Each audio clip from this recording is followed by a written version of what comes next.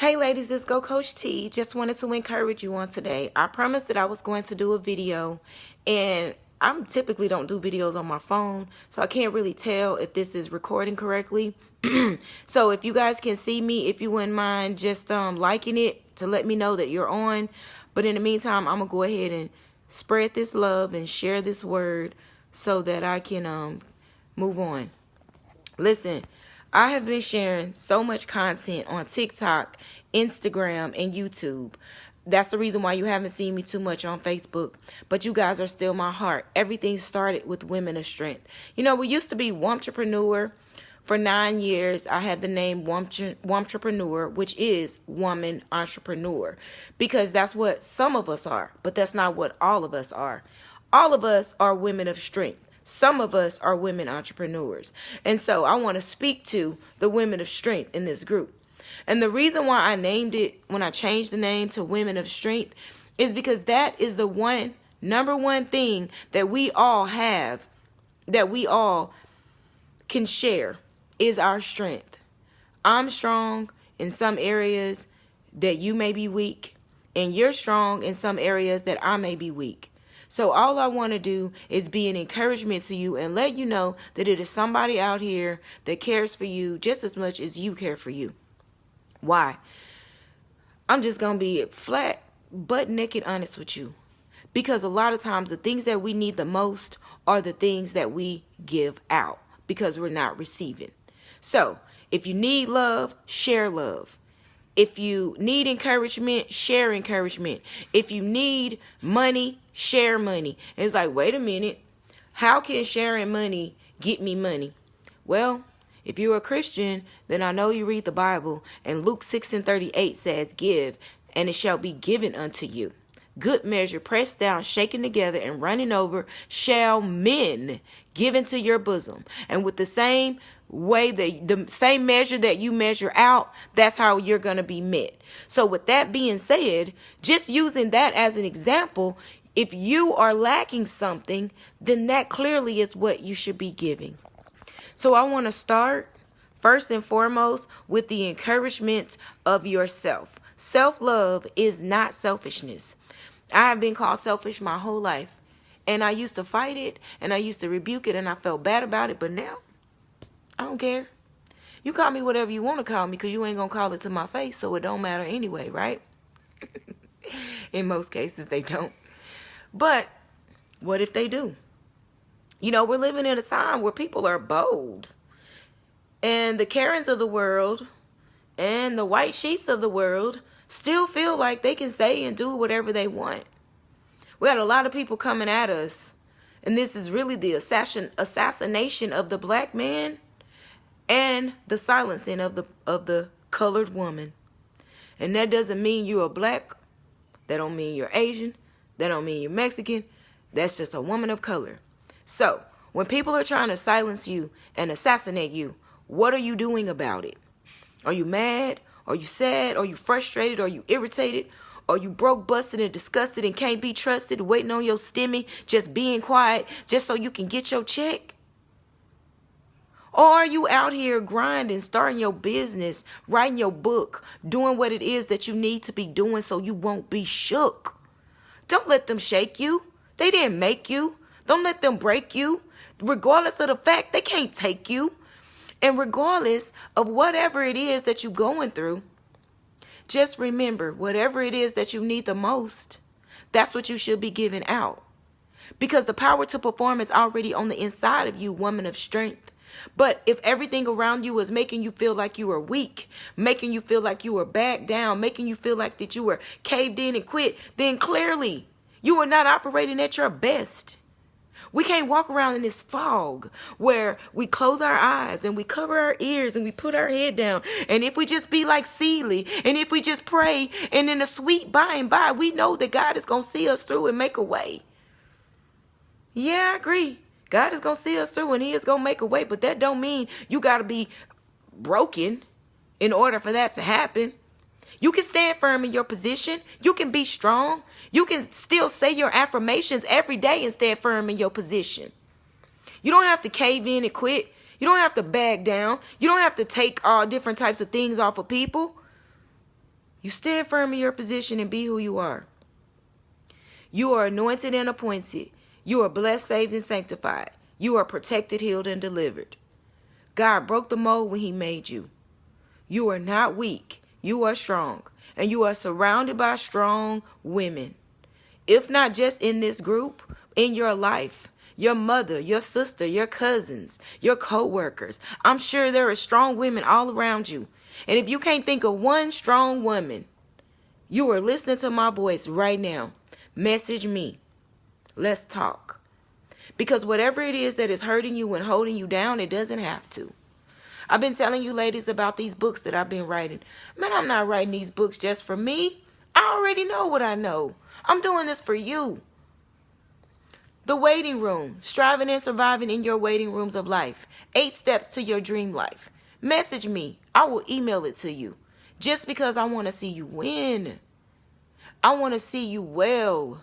I want to see you strong. I want to see you healthy. Slim the mind and the body will follow. You guys know I lost 117 pounds. I have a whole group. It's Fit and Slender Weight Loss. You can actually join the group. It's a fit camp group. Join it. Come on, be a part of it. In my book, Slim the Mind and the Body Will Follow, I will teach you how I lost 117 pounds by slimming my mind, slimming the weights in my mind so I could slim and cleanse the weights in my body.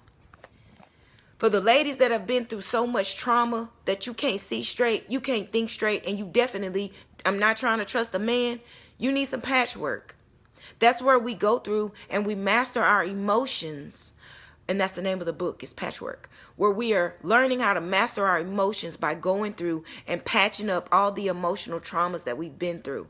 Yes, there is tips and there is tools and there is things that you can do that you can heal.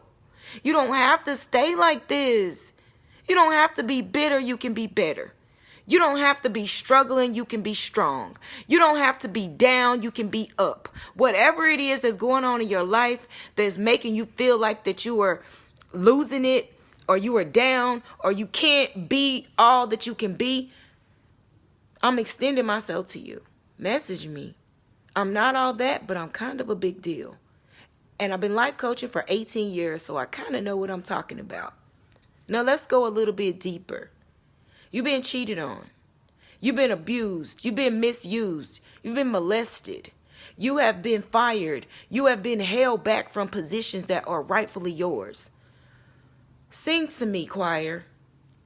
Preach to me, preacher. Talk to me, teacher. Because I already know. It's not too many things that I don't coach on that I haven't personally or professionally been through. So all I'm saying is, you are not in this by yourself. You are not alone. You are strong. You are powerful. You are anointed. Even if you are feeling like you are down, if you're watching this video with tears in your eyes, know that I understand. Know that I've been there. And know that everything that I do is to encourage you. So please let this be an encouragement to you. Please know that you are not the only one. Baby, let's talk about parenting. I have 4 babies. A 24, almost 25 college graduate, graduated in 3 years instead of 4. I have a 19-year-old that, due to COVID, she's home, but I took her to college last year. And I have twins that graduated last year that should be in college right now that I'm preparing to send to college, God bless, in August. I made it through 3 babies. They're not a year apart, ladies. My babies, twins, born on May the 9th, 2002. My daughter was born on May 11th, 2001. Do you know the times that I cried myself to sleep? Because that's the only way I could get to sleep. The 2 to 3 hours that I could sleep. I prayed and I asked God to open up my womb because I wasn't supposed to have children. And here it is. I go from 1 to 2 to 4 in less than 18 months. Yes, I got pregnant with my sons when my daughter was about 2 weeks old. Yeah, because God forbid my husband cheat on me because I'm having his baby. Yeah. Oh, I got stories. Oh, I got stuff. But the thing about it is, I'm not telling you my business. I'm telling you my blessing. I'm telling you what I made it through. I'm telling you what I came through. And if I came through it, you can come through it too. 3 babies, not 1, 3, all at once. 3 babies in diapers, 3 babies on different formulas. Isomil, Enfamil, and Similac. Yes, they 18 and 19 and I still remember because it was traumatic. Yes, I was married. And yes, my husband was there. And no, I wasn't a single parent. So maybe I didn't have it that bad, but it was bad for me. I just prayed and I thank God, and I was eternally grateful for my children, but I was also eternally tired from my children. I didn't have nannies and all that until later. I stayed at home with my children and I did what I had to do. I worked my business and I worked my children. I started a daycare in my house, and when my 4-year-old started pre-K at White House, I started a daycare in my house, and I kept my best friend's kids so she could go to work because her kids, we were in White House, so my kids went to school at 4. My best friend's kids were in Tyler, so her 5-year-old couldn't go to school because she made too much money. Go figure it. Yeah, whatever. We did what we had to do. We created the village. I kept my best friend's kids, and I kept my kids, and I did what we needed to do because she needed my help. Who needs your help? Who can you help? While you sitting at home drawing unemployment, somebody else is trying to figure out what they're going to do with their kids so they can go to work. Who can you be a blessing to? Who can you help?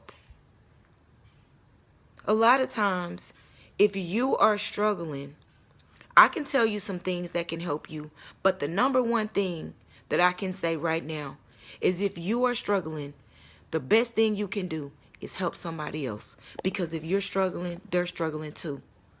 So don't just be in the group of women of strength. Be a woman of strength. Are you your sister's keeper? Yes, you are. Because you don't know what you have that can help someone next to you. Someone in this group can utilize something that you have. If you would just share it, post it. Ladies, it's 1,000 of us, and we maybe have 5 that are posting and sharing. Man, I think every day about dismantling this group and just saying, fuck it, I'm done. Man, they ain't thinking about me. They ain't listening. They don't care. But I don't. Because right now I'm talking to 2 ladies. And if I can benefit these 2 ladies, then I did my job. So thank you so much. I encourage you to be a blessing to someone else. I encourage you to don't stop encouraging. I encourage you to be a blessing. Okay, I said a curse word. If that make you stop following me, okay.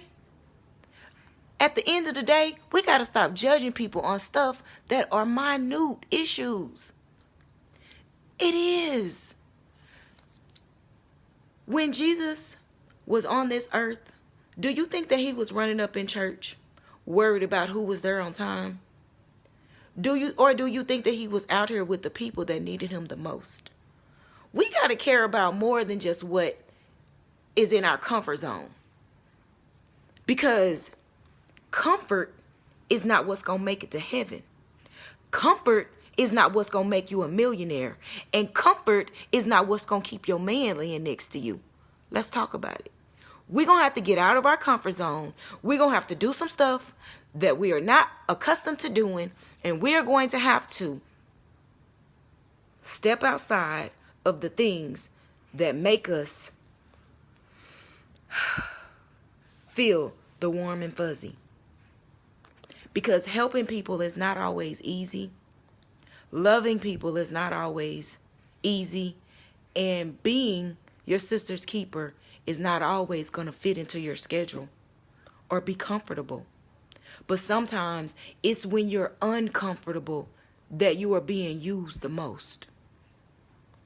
So, just like Kirk Franklin, as I said, I was going to do a talk today if you're following the group. Kirk Franklin went off on his son, and there was some of you who judged him like you don't go off on your kids, like you don't go off on your husband, like you don't go off on your coworker, like you don't have days when you just want to cuss somebody the fuck out.